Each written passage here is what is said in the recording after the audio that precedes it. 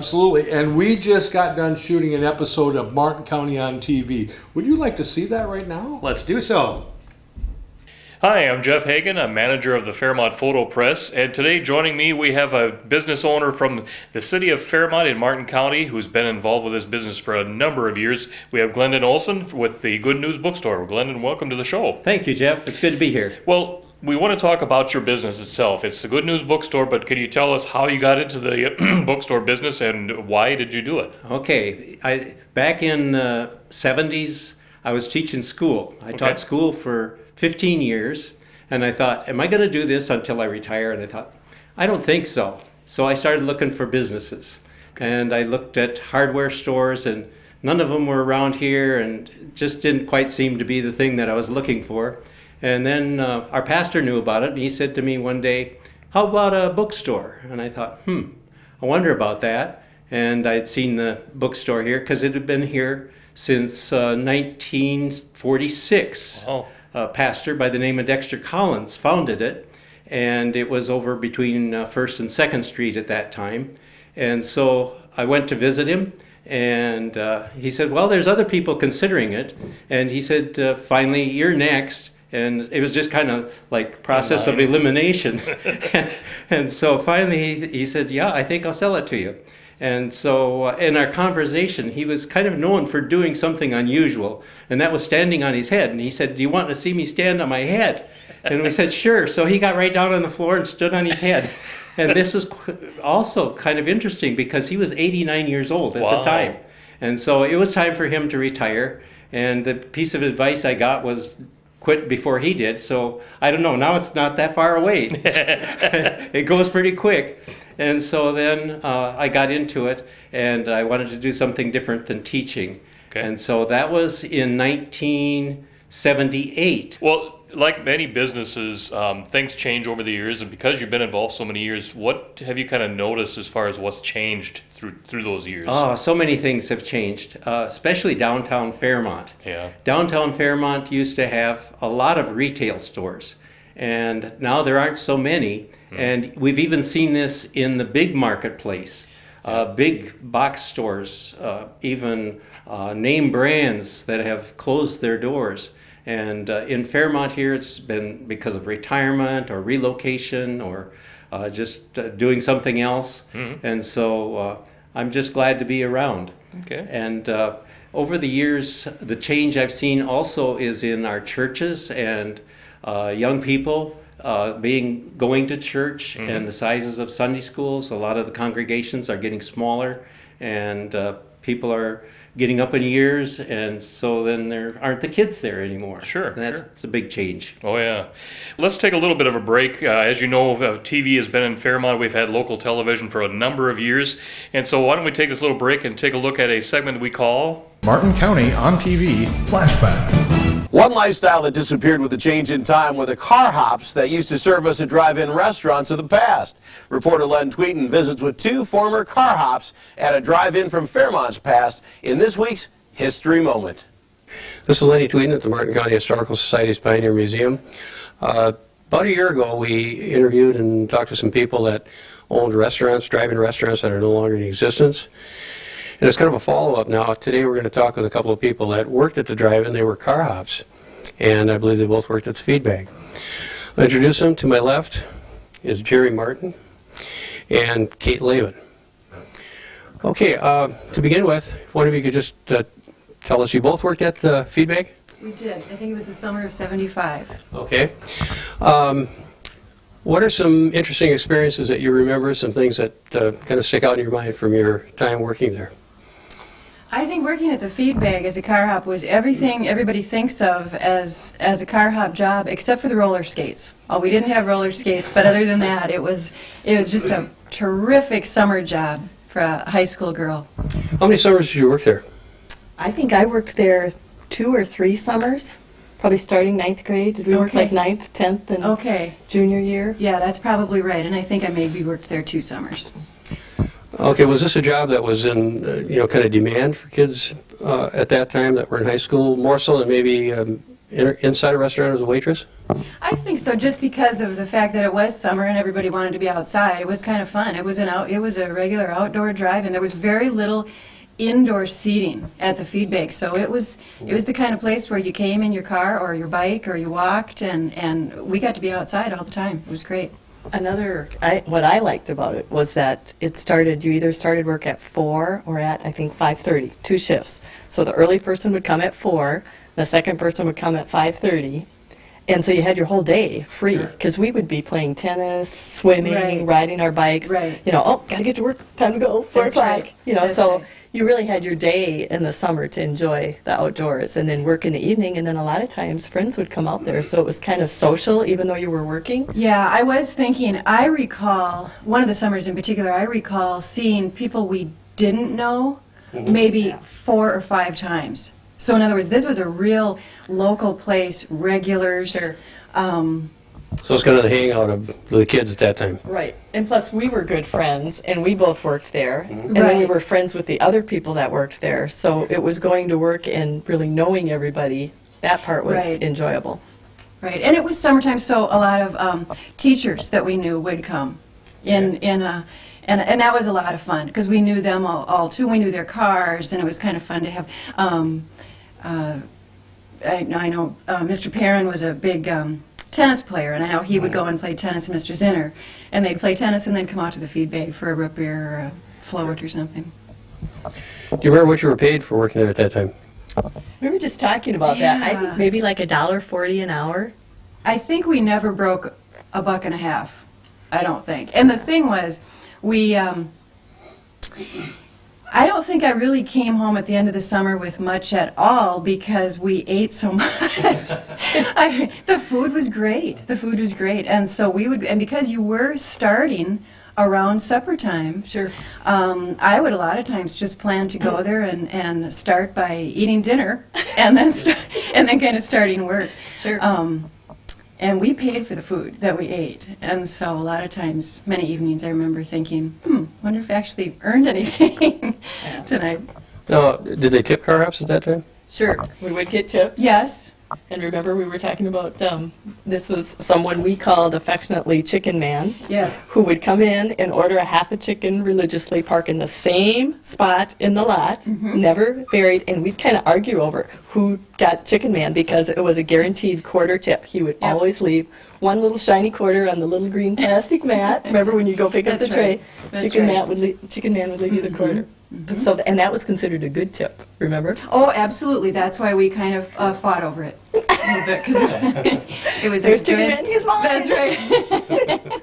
You could count on that 25 cents. And at I least. honestly did not know who he was. I never knew that gentleman's last No, name. And I'm afraid I don't think we ever will.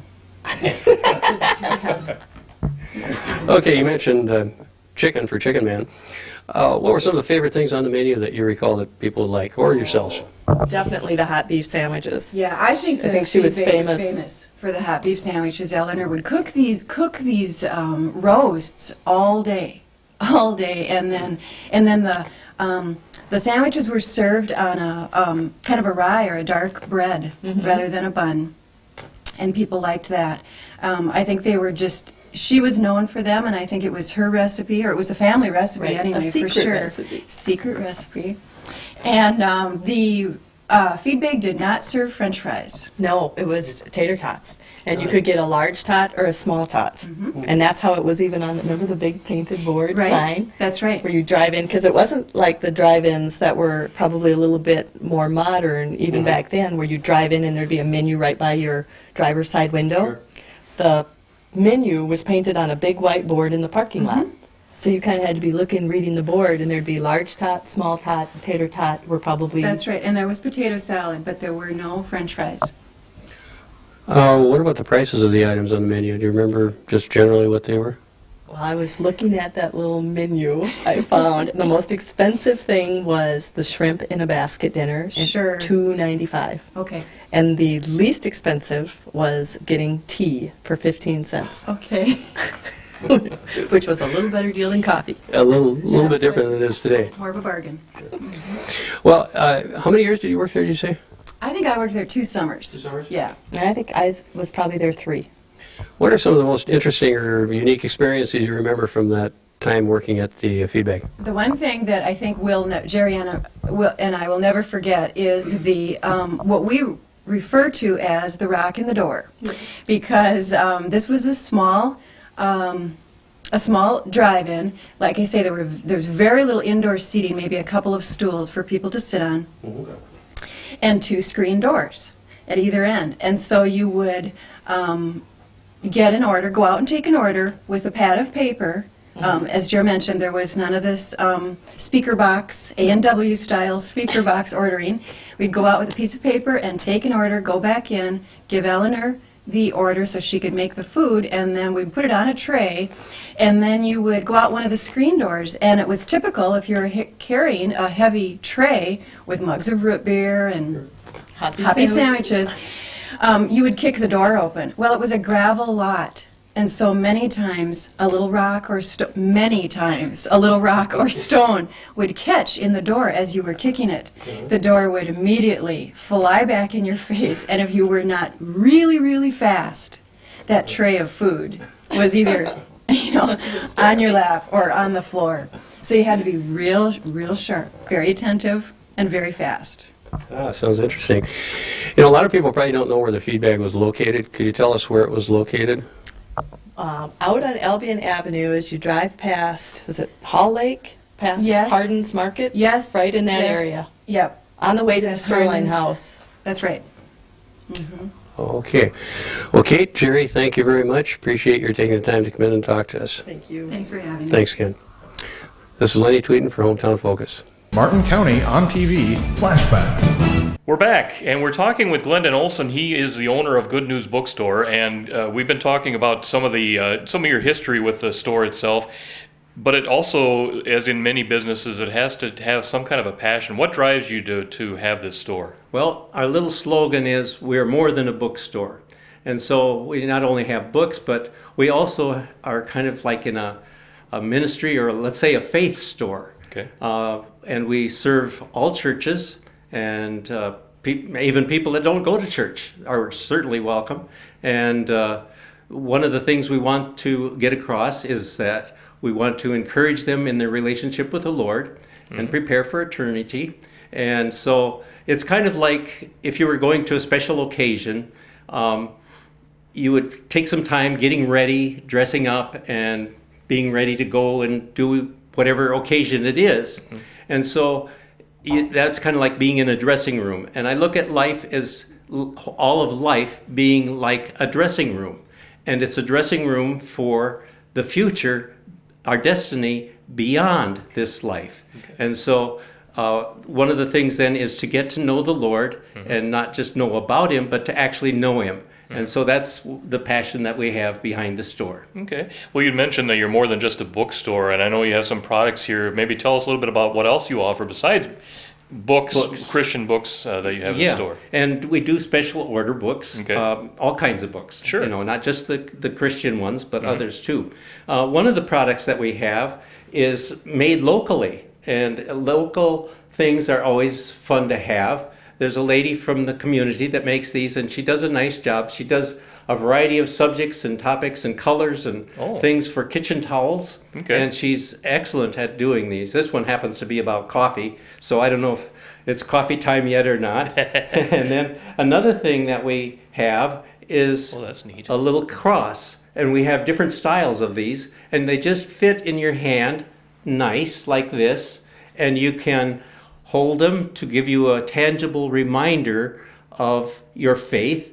You can use them for baptisms, for confirmations, for someone who's sick, maybe someone who's not doing well, maybe has a terminal disease or something, that they can just have something to cling to. Sure. And of course, clinging to the cross is a good thing. Yep. Another thing that helps people along their spiritual walk are devotional books. This one happens to be Jesus Calling. It's a book that people have told me it has just the thing that they need for that day. And countless times I've heard this. And so it comes in also different formats, and people really enjoy that little book. A thing that we carry the inspirational and non-inspirational, and this happens to be the non-inspirational, the Watkins products. This is the vanilla that made them famous. And then, of course, they have excellent cinnamon and a well-known salve that's just really good for cuts, burns, and scrapes and all kinds of things. Heals them up and makes them soft and less painful. And this is the petrocarbo salve. And then they have pain relief things like the cooling gel. Somebody has told me that it really works good for arthritis and that kind of thing. We also carry cards. We have individual cards, we have boxes of cards like this one, and they're reasonably priced so that each individual card in the box then would come out for about 50 cents. And it's a reasonable card that you can send encouragement to someone. And you have seasonal cards, I'm assuming, Seasonal too? cards, Yep. birthday cards, get well cards. Confirmation. Yep. Okay. Just a big variety of cards. Sure. Another product that's been in town, and I think we're the third business, or maybe fourth, to carry this one. And these are the Coffee Masters specialty coffees. And there's flavors, there's just the straight old coffee that we like. Well, it's good coffee.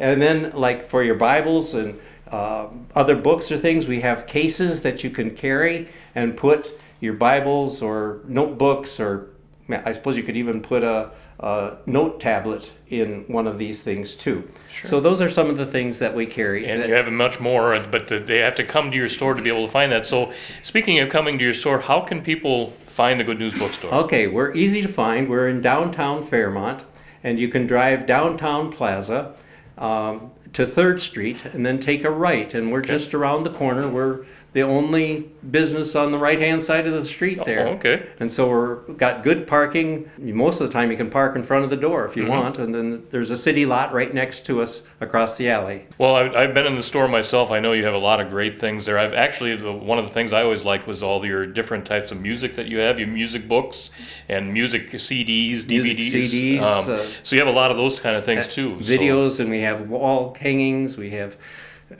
musical chimes, wind chimes, I guess you'd call them. And so there's just a big variety, and it's probably one of those things you need to come in to see it. Exactly. In order to appreciate all of the variety that we have. Right. Well, Glendon, we talked about the products that you have. We've also talked about how they can find your store in town, and they find you online. Yes, they can. We have a website, and I have a company that makes the website for us, and they have things on there that we don't have in the store. But we also have things in the store that aren't on the website. So that makes the trip worthwhile to come and see what we've got. Perfect. Well, Glendon, I appreciate you coming in, telling us about the Good News Bookstore today, and make sure you stop on down and check those guys out because they're worth going to. It's a great stop to go to. Thank you very much. Thank you, Jeff.